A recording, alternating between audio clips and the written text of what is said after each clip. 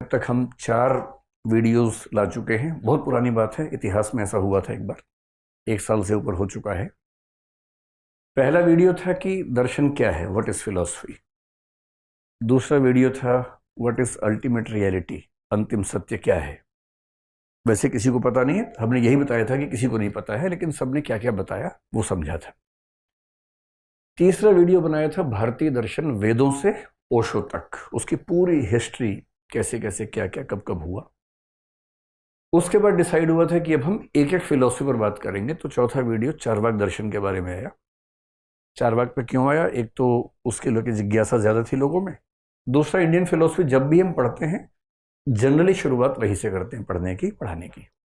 मैंने उस समय आपको बताया था, अगर आप लोग उस क्लास में थे या आपने देखा हो, कि भारत में कुल 9 दर्शन हुए, जिनमें से 3 को मानते हैं नास्तिक दर्शन। नास्तिक का मतलब जो वेदों को नहीं मानते। नास्तिक का फिल्मी मतलब नहीं कि भगवान को नहीं मानते। यह नास्तिक का मतलब होता है दर्शन में जो वेदों को ऑथेंटिक सोर्स नहीं मानते। और 6 दर्शन जिनको मिला के हिंदू दर्शन कहते हैं, सनातनी दर्शन कहते हैं, षड दर्शन कहते हैं, वो हैं जो वेदों को प्रामाणिक मानते हैं, वेदों को ऑथेंटिक मानते हैं। तो हमने शुरुआत की थी चारवाक से, जो कि एक नास्तिक दर्शन था। चारवाक के बाद जैनिज्म और बुद्धिज्म 2 और दर्शन हैं जो कि नास्तिक दर्शन है, क्योंकि वेदों में उनका विश्वास नहीं है। तो 6-7 महीने पहले हमने तय किया था कि जैनिज्म पर एक वीडियो बनाए। तो क्वेश्चंस हमने मंगवाए थे यूट्यूब के माध्यम से ऑडियंस से। 8,000 क्वेश्चंस मेरे पास आए, फिर हमने उसको क्लासीफाई किया। तो मैं आज ध्यान रखूंगा कि लगभग वो सारे प्रश्न भी आज के वीडियो में सॉल्व हो जाएं। मैं शुरू करने से पहले आपको एक बात स्पष्ट करना चाह रहा हूं कि इस सीरीज का पर्पस क्या है। पर्पस बहुत सारे होते हैं हर चीज के पीछे, जैनिज्म भी यही समझाएगा हमें आज। लेकिन जो कोर पर्पस मेरे मन में है इस सीरीज के पीछे, वो ये है कि मैं फिलॉसफी का फॉर्मल स्टूडेंट कभी नहीं रहा। मैंने स्कूल में, कॉलेज में, यूनिवर्सिटी में आज तक फिलॉसफी का एक भी पेपर नहीं दिया हुआ है। मैंने पूरी फिलॉसफी शौक से पढ़ी है, और यूपीएससी के लिए पढ़ी है, यूपीएससी का एग्जाम देने के लिए पढ़ी। फिर मैंने यूपीएससी के लिए पढ़ा है कई साल तक फिलॉसफी, लेकिन मैंने फॉर्मल एजुकेशन फिलॉसफी में नहीं की। जब कई साल पढ़ा है तो मुझे ये महसूस होने लगा कि ये एक ऐसा विषय है, यही नहीं बाकी विषय भी ऐसे हैं, सोशियोलॉजी भी है, साइकोलॉजी भी है। ये विषय ऐसे हैं जिनकी नॉलेज हर व्यक्ति के पास होनी चाहिए। क्यों ऐसा हो कि ये सारी पढ़ाई लिखाई की चीज़ें विश्वविद्यालय में ही महदूद होकर रह जाएं, सीमित होकर रह जाएं, हर व्यक्ति तक क्यों ना पहुंचे। और जब यूट्यूब के दौर में हम रह रहे हैं, जहां किसी बात को पहुंचाना इतना आसान हो गया जितना पहले कभी नहीं था, और संयोग से अगर मेरे पास वो क्षमता है, हिम्मत है कि मैं उस पर बात कर सकता हूं, तो क्यों ना मैं वो सब बातें आसान भाषा में समाज के लिए प्रस्तुत कर दूं। तो मेरा मूल उद्देश्य ये है कि जितनी चीज़ें फिलॉसफी की दुनिया में हैं वो हमारे देश के एक आम इंसान की रीच में हो, उसके पास एकदम आसान भाषा में हो, लेकिन ऑथेंटिक हो, हवाई बात ना हो। तो मैं जो ही बात करूंगा सोर्सेस के साथ करूंगा, उनके जो संस्कृत के, प्राकृत के वाक्य हैं उन वाक्यों को कोट करते हुए करूंगा। थोड़ा सा उबाऊ हो सकता है, 2-3 घंटे लग सकते हैं, आप लोगों के लिए ये परीक्षा की घड़ी भी हो सकती है, बन जाए थोड़ी देर में। पर क्योंकि ऑथेंटिसिटी से समझौता नहीं करना है, तो थोड़ा सा आपको भी धैर्य रखना होगा। और जितने आपके मन में सवालात हैं, जो भी सवाल हैं, क्वेश्चंस हैं, बेहिचक पूछने हैं, लेकिन अराजक तरीके से नहीं पूछने। जैसे एक टॉपिक पूरा हो मैं कहूं कि अब आप पूछिए, वहां पूछना है, खुल के पूछना है। तो हम जिस टॉपिक से शुरुआत करने वाले हैं, शुरुआत क्या है, जिस टॉपिक को आज पढ़ने वाले हैं, उस टॉपिक का नाम है जैन फिलोसफी। और ये उस फिलोसफी की सीरीज का चौथा विषय है। मैंने आपको इसका पर्पस पहले ही बता दिया, और उस पर्पस के लिए थोड़ा सा आप भी मेरे साथ मेहनत करेंगे तो हमारी बात बनेगी। देखिए, जैन फिलोसफी को समझने के लिए एक एग्जाम्पल हम लोग हमेशा कोट करते हैं, और ये एग्जाम्पल आप इस चित्र से देख पाएंगे, समझ पाएंगे। ये एक कहानी है, बहुत प्रसिद्ध कहानी है, और वो कहानी जैन दर्शन में भी चलती है, बौद्ध दर्शन में भी चलती है, हिंदू दर्शन में भी चलती है। एक ही कहानी का इस्तेमाल कई दर्शनों ने अपने अपने तरीके से किया हुआ है। इस कहानी पर आने से पहले थोड़ा सा रेफरेंस हम ध्यान रखें कि जैन धर्म दुनिया के सबसे कम जनसंख्या वाले समुदायों वाला धर्म है। आपको आश्चर्य होगा कि हमारे देश की आबादी लगभग 140-50 करोड़ के बीच में है और जैन समुदाय के कुल आबादी अभी शायद 47 लाख के आसपास है। 44 लाख के आसपास 2011 में थी। 5% के आसपास वो एक डेकेड में बढ़ते हैं, जो कि सबसे कम दर है। भारत के सारे धर्मों की एक दशक में जो वृद्धि होती है, जैसे मुस्लिम समाज की पिछली बार 24% के आसपास थी, हिंदू समाज की 17% के आसपास थी, ईसाइयों की 15% के आसपास थी, सिखों की 8, बौद्धों की 6। सबसे कम एक दशक में जनसंख्या वृद्धि जिस समाज की होती है वो जैन है, 5% के आसपास होती है। तो मैं अनुमान कर रहा हूँ 2011 से 2024 के 13 साल मान भी लूँ तो भी उनकी आबादी 47 लाख के ऊपर तो नहीं हुई होगी। और दुनिया भर की आबादी है, केवल भारत की नहीं, पूरी दुनिया की आबादी है। इतनी सी आबादी वाला धर्म, और वो भारत के सबसे अमीर लोग हैं। पढ़ाई लिखाई में वो भारत के सारे धर्मों की तुलना में आगे हैं। 95% के आसपास लिटरेसी 2011 में थी। 24 के बाद तो पता नहीं क्या हाल होगा, जब सेंसस होगा हमारा अगला, तब देखेंगे। तो एक बहुत ही यूनिक सा केस है। दुनिया के कुछ धर्म जो बहुत यूनिक केस स्टडीज हैं, उसमें एक यहूदी धर्म है, एक जैन धर्म है, जो संख्या में कम है पर उन्होंने किसी न किसी क्षेत्र में बहुत सारे झंडे गाड़े हैं। कुछ तो वजह इसकी फिलॉसफी में होगी कि इसने ऐसा किया। शायद आपने एक आदमी का नाम सुना हो, मैक्स वेबर उसको कहते हैं। मैक्स वेबर एक बहुत प्रसिद्ध समाजशास्त्री हुए हैं। उन्होंने कई किताबें लिखी, जिसमें से एक किताब बड़ी प्रसिद्ध है, उसका नाम है the Protestant ethics and the rise of and the spirit of capitalism. इस किताब में उन्होंने एक बड़ी गहरी केस स्टडी की, दुनिया के 6 प्रसिद्ध धर्मों का अध्ययन किया, जिसमें हिंदू धर्म भी आता है, कैथोलिक आता है, प्रोटेस्टेंट आता है, यहूदी आता है, इस्लाम आता है। इन सब का अध्ययन किया और बताया कि किसी देश में पूंजीवाद आने का संबंध इस बात से कम है कि वहां रिसोर्सेस कितने हैं, जलवायु कैसी है। असली बात है कि वहां का धर्म क्या है, वहां का सोचने का तरीका क्या है। क्योंकि धर्म सिखाता है सोचने का तरीका, हम कैसे सोचते हैं, हमारे संस्कार कैसे हैं। और वो कहते हैं कि प्रोटेस्टेंट धर्म पश्चिम में आया तो पूंजीवाद पैदा हुआ, जबकि पश्चिम में पूंजीवाद पनपने की संभावनाएं कम थी। और उसने ये भी कहा कि भारत में पूंजीवाद के पनपने की संभावनाएं ज्यादा थी, किंतु हिंदू धर्म के अंदर वो स्कोप नहीं था कि पूंजीवाद पैदा हो। पर मेरे ख्याल से उसने भारत के जैन धर्म पे ध्यान नहीं दिया। अगर देता तो वो समझ पाता कि उन्हीं परिस्थितियों में कैसे एक छोटा सा समुदाय आर्थिक उद्यम के मामले में इतना आगे बढ़ सकता है। तो एक रोचक सा अध्ययन है। और मैं जो भूमिका बांधना चाह रहा हूं वो ये है, जब भी किसी समुदाय का अतीत, वर्तमान, भविष्य समझना हो, उसकी नियति समझनी हो, वो कहां पहुंचा, कैसे पहुंचा समझना हो, उसकी फिलॉसफी को ध्यान से पढ़ लीजिए। और वो फिलॉसफी क्या होता है? सॉफ्टवेयर होता है हमारा। हार्डवेयर तो हमारी बॉडी है, हमारा सॉफ्टवेयर क्या है? जो हमारा सोचने का तरीका है। और धर्म आमतौर पर एक समुदाय के सोचने का तरीका बन जाता है। जैन ऐसा कैसे सोचते थे कि वो दुनिया के इस मुकाम पर पहुंचे, ये आज की पूरी बातचीत का सार निकलना चाहिए। उन्होंने ये कहानी क्यों इस्तेमाल की? ये कहानी कईयों ने इस्तेमाल की, जैन लोगों ने एक विशेष तरीके से इस्तेमाल की। वो कहते हैं कि जब भी आपको दुनिया को समझना हो, संसार को, अंतिम सत्य को समझना हो, बस इस चित्र को देख लीजिए।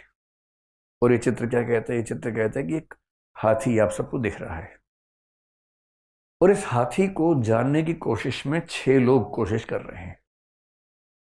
ये 6 के 6 लोग कहानी के हिसाब से नेत्रहीन हैं, देख नहीं सकते हैं,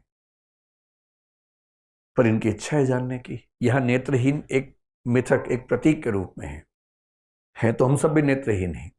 हमारे पास बस 2 आंखें हैं, हमको लगता है कि बहुत खतरनाक चीज हमारे पास है। सच बात तो है कि इन 2 आंखों से भी इतना कुछ दिखता नहीं है जितना हम सोचते हैं कि हम देख लेंगे। तो कहानी का प्रतीक ये है कि ये 6 लोग नेत्रहीन हैं, देख नहीं सकते हैं। जा रहे थे, इनके सामने एक हाथी आ गया। अब ये हाथी को समझना चाह रहे हैं। अब हाथी को आप समझ लीजिए कि एक कॉम्प्लेक्स रियलिटी है। जो वास्तविकता है बड़ी कॉम्प्लेक्स है, बहुत सिंपल नहीं है। दुनिया में मैं एक बात से हमेशा बात शुरू करता हूं, आज भी कर रहा हूं। आज तक एक भी दार्शनिक, एक भी धर्म, एक भी वैज्ञानिक अंतिम रूप से इस दुनिया को नहीं समझ सका है। और ये बात मैं बहुत खुल के आपसे कह रहा हूं। जिसको भी दावा हो क्लास के बाद बैठ जाइएगा, बात कर लेंगे। और मैं ये नहीं कह रहा कि मैंने समझ लिया है, मैं तो बिल्कुल नहीं समझा हूं, पर मैंने सबको समझ लिया है कि वो कितना कितना समझे हैं। सबके तुक्के हैं, सबके अपने अपने अनुमान हैं। कुछ के तुक्के ज्यादा वैज्ञानिक हैं, कुछ के तुक्के ज्यादा तार्किक हैं, कुछ की सोच ज्यादा शार्प है, ज्यादा बारीक है, कुछ की सोच कम बारीक है। पर ये संसार इतना बड़ा रहस्य है कि आज तक दुनिया में कोई समझ नहीं पाया है। और अगर कोई क्लेम करता है कि उसने समझ लिया है तो वो मजाक की बात है, हंसी मजाक की बात है। किसी को अगर भरोसा है, कोई छोटा सा बच्चा हो आपको बोले मैं छप जानता हूँ, मैं छप जानता हूँ, तो आप क्या करेंगे? उसको आप चिकोटी काटेंगे उसी गाल पे कि तुम सच में बहुत प्यारे हो, तुम सब जानते हो। आपको पता है कि वो नहीं जानता है, पर उसे भरोसा है कि वो जानता है। यही स्थिति दुनिया में हम सब लोगों की है। हमको भरोसा है कि हम बहुत जानते हैं। हम लोग कुछ नहीं जानते हैं, बहुत ही कम जानते हैं। उसी में से थोड़ा सा आज हम पढ़ेंगे। यहाँ पर रियलिटी बहुत कॉम्प्लेक्स है। ये 6 लोग जानना चाह रहे हैं और इनके पास जानने की क्षमताएं कम है। हमारे पास भी बहुत कम क्षमताएं हैं जानने की। इनके पास तो दुर्भाग्य से 2 आंखें भी नहीं है। अब इनमें से एक ने पकड़ लिया इसका दांत। ये दांत को ही अंतिम सत्य मान रहा है। और क्योंकि दांत देख तो नहीं पा रहा है, ये कह रहा है कि ये जो है सामने, ये भाला है, भाला, स्पीयर है। क्योंकि इसके हाथ में दांत आ गया, इसने दुनिया को दांत के माध्यम से भाला समझ के देखा। एक भाई साहब पीछे घूम रहे थे, वो पूंछ लेके खड़े हुए हैं। ये कह रहे हैं दुनिया जो है रस्सी के समान है। The world is like a rope. क्योंकि उसके हाथ में हाथी की पूंछ आ गई है। इतनी सी बात है। जिसके हाथ में हाथी की सूंड है वो कह रहा है कि अरे भागो भागो भागो, अजगर आ गया है। उसको लग रहा है कि जो मेरे सामने चीज है वो अजगर है, पाइथन है, उससे डरने की जरूरत है। एक ने पकड़ लिया है कान। अगर आपने गांव की जिंदगी देखी तो हाथ वाले पंखे झला करते थे पहले। ये पंखे का साइज वैसा ही है। और ये कह रहे कि ये तो पंखा है, जो हाथ से झुलने वाला पंखा होता है, ये पंखा है, ये अजगर नहीं है, ये रस्सी नहीं है, ये पंखा है। जिसके हाथ में आ गया है पैर, वो कह रहे अरे भाई खंबा है, खंबा, ये एक पोल है। और जिसने छू लिया है इसके पेट को, छू छू के थक गया, खत्म नहीं हो रहा, वो कह रहा है कि नहीं, ये तो बहुत बड़ी दीवार है, दिस इज ए वॉल। 6 के 6 लोग अपने अपने नजरिए से हाथी को जानने का प्रयास कर रहे हैं। कोई नहीं जान पा रहा है। और इसके 2 कारण हैं। इसीलिए जैन फिलोसफी के 2 सिद्धांत सबसे सुंदर हैं। अगर आप कम पढ़ना चाहेंगे तो हम केवल उन 2 की बात करेंगे। आप थोड़ा ज्यादा जानना चाहेंगे तो बाकी का भी हल्का जिक्र कर लेंगे। सबसे जो ब्यूटीफुल प्रिंसिपल्स जैन फिलोसफी के हैं वो 2 हैं। एक कहता है कि ये जो सत्य है बहुत ही कॉम्प्लेक्स है। इस कॉम्प्लेक्सिटी ऑफ ट्रुथ के सिद्धांत को बोलते हैं अनेकांतवाद। आपने शब्द जरूर सुना होगा, अनेकांतवाद। जो जैन बच्चे बैठे हैं वो तो रोज सुनते होंगे सुबह शाम घर में पापा मम्मी से कि अनेकांतवाद, अनेकांतवाद। हालांकि मैं बहुत जैन बच्चों से मेरा परिचय है, समझते वो भी नहीं है। जब मैं उनसे मॉक इंटरव्यू में पूछता हूँ कि अंतर बताओ, तो गोल मोल बात करते हैं। तो उनको भी थोड़ा समझने की जरूरत है कि कितना गहरा सिद्धांत बाई चांस आपकी झोली में गिरा हुआ है, आपको पता होना चाहिए वो क्या है। और इस कॉम्प्लेक्स रियलिटी को जानने के प्रोसेस में हम लोग जो मूर्खताएं कर रहे हैं, उन मूर्खताओं को समझने का जो तरीका है, उस सिद्धांत का नाम है स्यादवाद। SYADVADE, स्यादवाद। स्यात एक शब्द है संस्कृत का, उससे बना है स्यादवाद। तो जब भी कोई आपसे पूछे कि जैन फिलोसफी क्या है, कुछ ना सूझे बोलिए जैन फिलोसफी का मतलब है अनेकांतवाद और स्यादवाद। और इन दोनों को समझ लिया, क्या बोलते फिल्मी भाषा में, इन दोनों को समझ डाला तो लाइफ झिंगा लाला। ना ये क्या होता है मुझे पता नहीं, झिंगा लाला। मैंने कई बार सोचा कि ढूंढूं ये होता क्या है, मुझे आज तक नहीं पता लगा क्या होता है, पर ये कुछ होता है, जो भी होता है। और इसलिए जब हम जैन फिलोसफी को ब्रेक करते हैं, और ब्रेक करने का मतलब है जब कुछ पार्ट्स में डालते हैं, मैं आपको याद दिला दूं अगर वो 4 वीडियोस नहीं देखे हैं, कि किसी फिलोसफी के 3 हिस्से होते हैं। एक को बोलते हैं मेटाफिजिक्स यानी तत्व मीमांसा, एक को एपिस्टेमोलॉजी यानी ज्ञान मीमांसा, तीसरे को इथिक्स यानी नीति मीमांसा। आपको ऐसा लग रहा होगा शायद कुछ लोगों को कि पहले तो क्रम अलग था, ये ऊपर होता था, ये नीचे होता था। केवल जैन फिलोसफी को पढ़ने के लिए हमें मजबूरी में पहले मेटाफिजिक्स को पढ़ना पड़ता है, फिर एपिस्टेमोलॉजी पे आती है, क्योंकि इनमें कनेक्शन बड़ा गहरा है और बिना इसकी मेटाफिजिक्स को समझे इसकी एपिस्टेमोलॉजी को नहीं समझ सकते। मेटाफिजिक्स का मतलब क्या है? सिंपल सी बात है, दुनिया का अंतिम सत्य क्या है, सत्ता किसकी है, क्या एग्जिस्ट करता है, इसको बोलते हैं मेटाफिजिक्स। और मेटाफिजिक्स में जो जैन मेटाफिजिक्स है उसका नाम है अनेकांतवाद। मेटाफिजिक्स के अंदर मुख्य रूप से 3 सवाल होते हैं। पहला होता है ईश्वर, ये सब कुछ किसने बनाया, ईश्वर है नहीं है तो कितने हैं, मिलके काम करते हैं या एक ही है, कैसे दुनिया बनाई उसने, मिट्टी कहाँ से लाया, वो सब, इन सब को बोलते हैं ईश्वर मीमांसा या थियोलॉजी। दूसरा सवाल होता है जगत यानी कि संसार, दिस वर्ल्ड, ये वर्ल्ड कैसे बना। जैसे जैन लोग ईश्वर को नहीं मानते हैं लेकिन जगत को तो मानते ही हैं, तो ये संसार कैसे बना उनको बताना पड़ता है। और तीसरा सवाल होता है आत्मा, जो हम सबको लगता है कि हमारे अंदर है कि नहीं पता नहीं, लेकिन हम सबको भरोसा तो है कि हमारे अंदर आत्मा होती है। जैन लोग मानते हैं कि आत्मा होती है, बौद्ध लोग मानते हैं कि नहीं होती है, जिंदा वो भी है जिंदा ये भी है, अब क्या पता होती है कि नहीं होती है, लेकिन सबके अपने अपने थॉट्स हैं, कोई मानता है कोई नहीं मानता है। लेकिन हमें तो ये समझना है कि सबने किस किस तरीके से दुनिया को समझने की कोशिश की है। तो मेटाफिजिक्स में अनेकांतवाद के अंतर्गत हमें मुख्य रूप से इन 3 बातों पर गौर करना है। संक्षेप में, ज्ञान मीमांसा का मतलब होता है कि किसी चीज को जानने की जो प्रक्रिया है, जो प्रोसेस ऑफ नॉलेज, उसमें इस दर्शन ने क्या क्या बारीकियां रखी, क्या क्या सावधानियां बरती।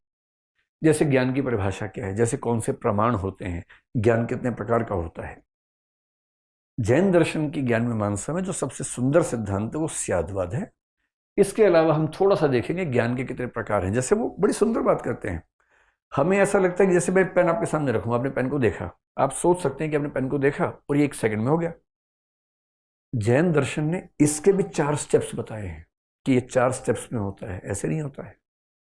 2 स्टेप्स तो कईयों ने बताए हैं, पश्चिम में कांट ने इसके 2 स्टेप्स बताए, कई लोगों ने 2 बताए, भारत में न्याय दर्शन ने 2 स्टेप्स बताए, लेकिन जैन दर्शन इसके 4 स्टेप्स बता रहा है कि किसी वस्तु को देखने का प्रोसेस भी इतना सिंपल नहीं है जितना हम समझते हैं, उसके भी 4 स्टेप्स होते हैं। ये सब किस में आता है? ज्ञान मीमांसा में, एपिस्टेमोलॉजी में। नीति मीमांसा या इथिक्स के बेसिकली 2 सवाल होते हैं। एक ये कि जीवन का उद्देश्य क्या है, दूसरा वहां तक कैसे पहुंचे। भारत में चारवाक को छोड़ के 8 दर्शनों का मानना है कि जीवन का एक ही उद्देश्य है, मोक्ष। उसी मोक्ष के नाम बहुत सारे हैं। जैन लोग उस मोक्ष को कैवल्य कह देते हैं, बौद्ध लोग निर्वाण कह देते हैं, कोई उसको अपवर्ग कह देता है, जैसे न्याय दर्शन आमतौर पर अपवर्ग कह देता है, निश्रेयस शब्द भी चलता है, मुक्ति भी चलता है, तो कई अलग अलग नाम उसके चलते हैं। लेकिन जैन दर्शन में सामान्यतः जो नाम इसका दिखता है वो क्या है? कैवल्य। आपने सुना भी होगा, केवल ज्ञान, केवली, ये सब शब्द सुने होंगे। तो कैवल्य, ये 3 चीजें हमें समझनी है मुख्य रूप से, अनेकांतवाद और स्याद्वाद। यहां तक आप सब ठीक है? नींद आ रही है जोर से आप लोगों को?